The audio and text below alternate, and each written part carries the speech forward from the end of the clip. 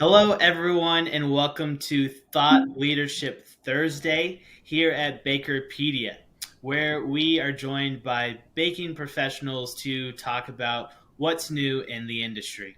Today, we are joined by Drew Pope, who is the VP of Business Development at Vantage Food. How are you today, Drew?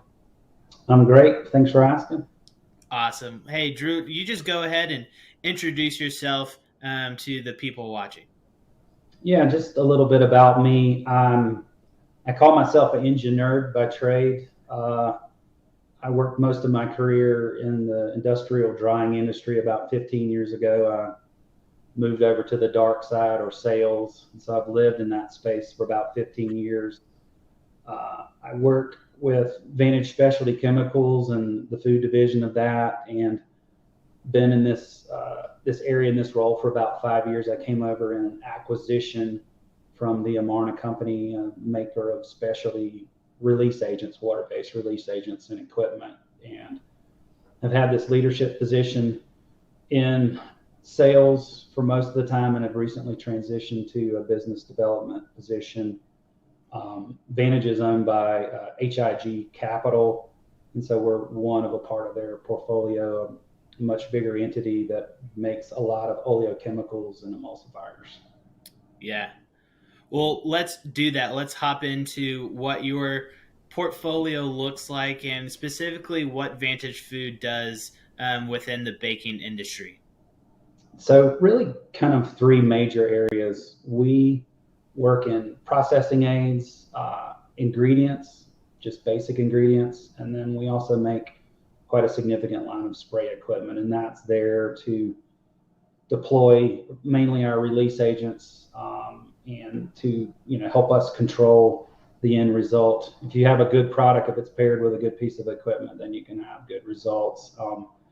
Our portfolio has quite a range. Like I said, we make release agents, we make stabilizers, we make a wide range of emulsifiers, polysorbates, SMS. We also make mono and diglycerides, and also hydrated emulsifiers. Um, Defoamers, glycerin, to which there's been an enormous amount of supply and demand issues as of late, divider oils and greases and shortenings, and we also have a range of specialty kind of edible oils. Vantage acquired Mallet in 2016. That was kind of their centerpiece to their food division, and they added it back to their food grade emulsifier entity that's in Gurnee, Illinois. The company that I transferred with, Amarna Company, was purchased and acquired in about 2017, and the last acquisition was for a specialty chemical or a specialty ingredient entity called Textron for natural oils, and that happened in 19. We have a long history of innovating and partnering. We have lots of in-house R&D along the way. We have engineering services that kind of underpin that. But being a part of the bigger Vantage entity as a whole, it gives us a lot of access to research scientists, technicians, and a lot of people who can help us innovate. It is challenging time to say the least, Yeah. but we've been able to thankfully adapt quickly and grow and service our existing customers as we're continuing to do other things. We're thankful of our size and scale. It gives us people and system, benefits the fact that we're big enough to kind of handle this complicated supply side, and it's just a true benefit to us, and weathering the storm and hopefully coming out the end of it and being able to kind of enable, that's one of our taglines lately, enabling ourselves for tomorrow's solutions today, and it couldn't be more important at the moment, simply because of the fact of all these supply chain challenges. Yeah, and that's a really good word of just like enable because well, yeah, it is a benefit, and it's also a benefit for us bakers to pair with a company like Vantage Food because you guys have the resources to match our issues and to expedite the solution that we need. And so we use a dozen different types of oils and fats and emulsifiers throughout the plant for different applications. And so I'm pleased to have this conversation with you so that maybe we can soon become business partners on a separate side. So we've already alluded to it, and the challenging times that it is. And yes, the reality is people are tired of hearing about it, but also the reality is that it's still continuing. So tell us about how Vantage Food has had to adjust quickly to the demands of the industry. Yeah. So this is more and more about what everybody's been seeing and experiencing, but from COVID issues to the war in Europe to several really bad vegetable oil crop cycles, it's been enormously challenging environment. And that, along with the veg oil market, the petroleum market, has created a significant issue, packaging, transportation, and right now a strong relationship with your vendors is more important than ever in our world. And I was at a conference this week, and we were talking about some of the things that were surrounding this. And we used to talk a lot about just-in-time inventory, and at least for the near term, that just can't exist until the supply chain levels itself back out again. And most people are thinking that we're going to run out at the end of this year. So I'm hopeful that Mother Nature will be kind to us and help us out so we can get better palm crops, better soy crops, better canola crops along the way. And so it's that whole difficulty in planning your production and expecting something to show up in the morning to go in production that day, and maybe not arriving for weeks or maybe not at all. And so long lead times have been huge. So our key has been maximizing our customers supply security, and that's resulted in carrying a lot higher inventory levels. And along with that goes inventory carrying costs, storage capacity, and cash flow as well. I mean, Yeah. we're buying a lot more products and holding them. So we're thankful that we're well structured to adapt to that. And we are constantly kind of casting an eye to the future to kind of figure out, hey, what's the next upset, or what's the cascade of, sunflower oil going away? What's going to happen ahead of that? So we Yeah. can try to Yeah. stay ahead of ourselves. And so we've started talking a lot about good, better, best, and I'll talk about that a little bit more. But it really is the concept of saying, hey, right now this is the best functional ingredient that we have, and so how can we design around that until our more classic functional ingredients kind of come back, especially in the high oleic oil markets, which are especially functional ingredients for us. And Right.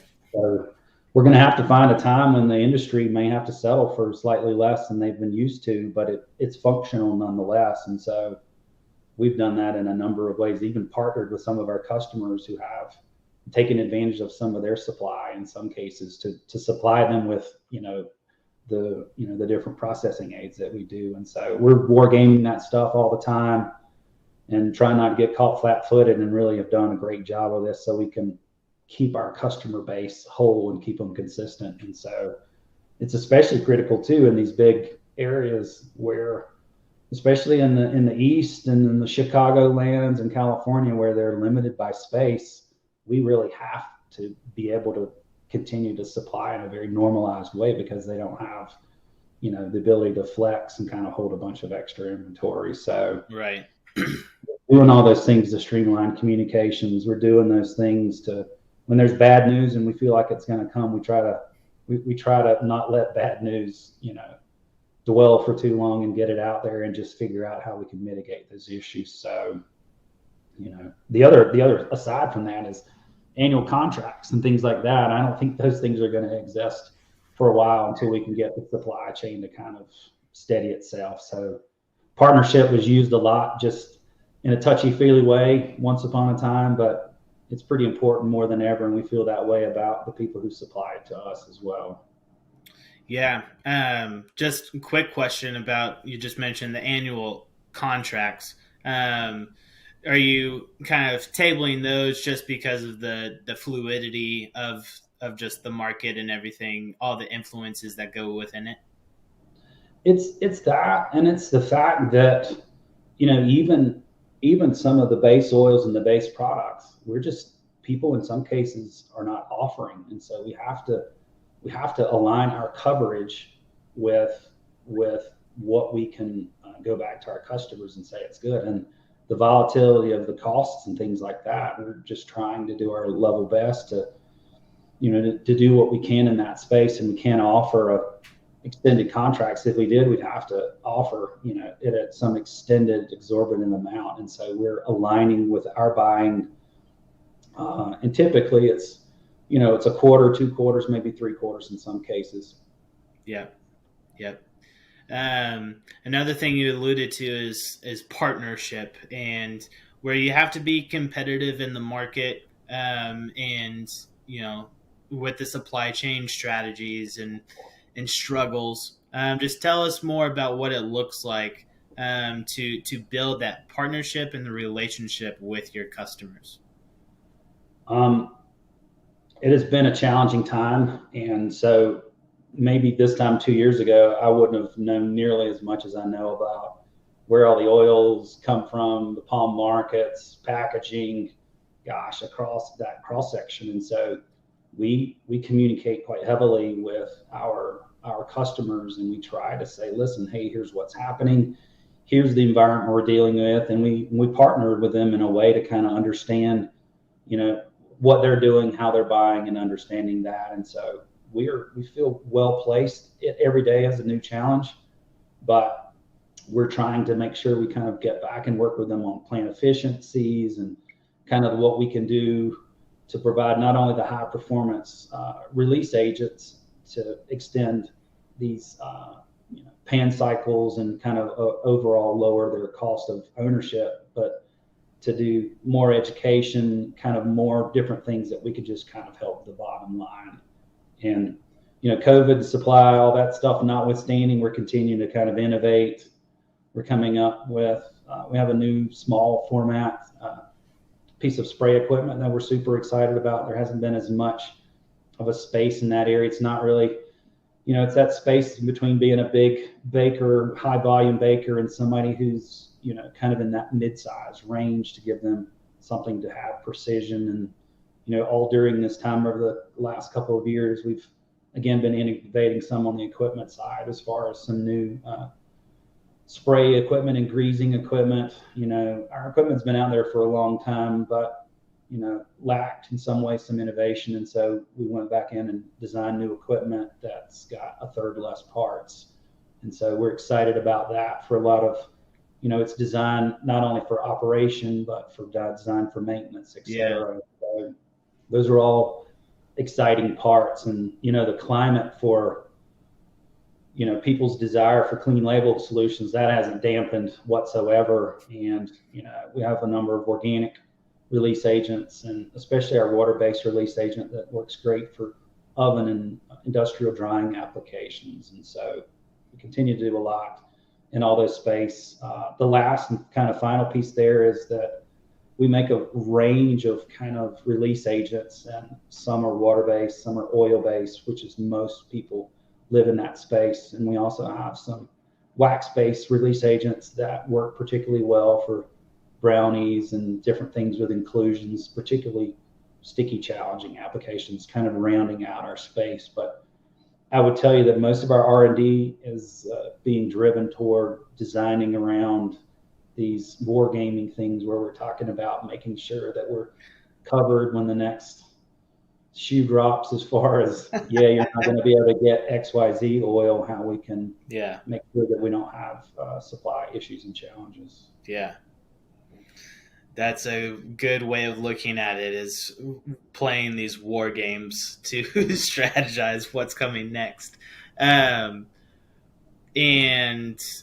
just real briefly, just for people who might not have an idea off the top of your head, what sort of applications would be specific for water-based, oil-based? You already touched on wax-based, but...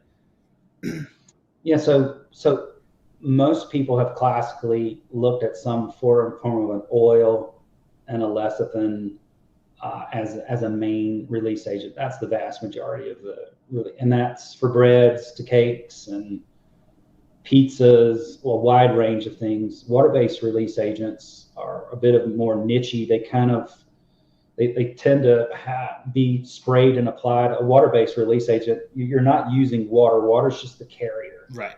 Right. So if you spray these products, it's an emulsification of water with these active ingredients. And as the water hits the surface, it's normally in some sort of a elevated temperature application. And as that water evaporates, it leaves behind a thin layer of release ingredients, which are typically lecithins or oils and monodiglycerides, polysorbates, things like that.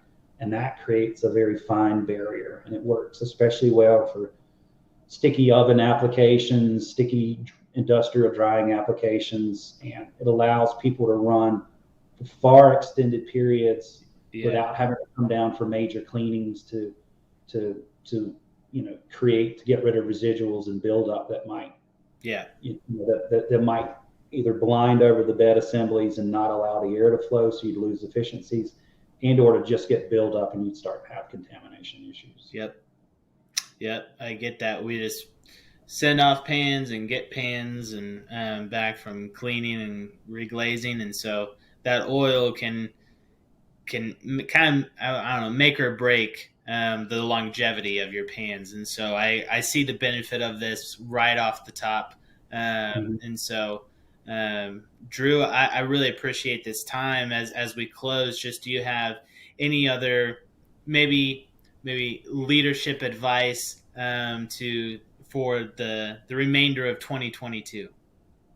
Yeah, I think that, and it sounds a little trite, but just continuing to communicate. Now that COVID is hopefully in the rearview mirror, at least for the near term, we're getting out and shaking a lot more hands and getting back out into the field. And so it's getting in contact. And, during COVID, it was difficult to get people to even return your calls. And so now, just having that more intimate contact and kind of understanding. And again, it's about partners. For us, it's totally about making sure that we're not caught flat-footed and we don't have ingredients that are showing up. And so keeping that supply chain filled up and, making sure you're partnering with the right entities is incredibly important to us. And looks like we're going to be in this for a while. So fingers crossed, Mother Nature is nice to us and palm markets resume some more normalcy, and some of the other oils and everything else has a return to normal. So that, which hopefully everybody's on a safer spot. That's wonderful. And that's good advice. Communication and just hope for the future. So one thing I've learned for us bakers is to go check out Vantage Food. VantageGRP.com. So Vantage GRP is short for group.com. Perfect. Go check there. And also, if you are possibly not a baker, get into the palm and the oil planting business because or the air freight business. Yes, so we need more of that. Anyways, Drew, thank you so much. It's been a pleasure, and I'm glad to see you here joining the Bakerpedia community.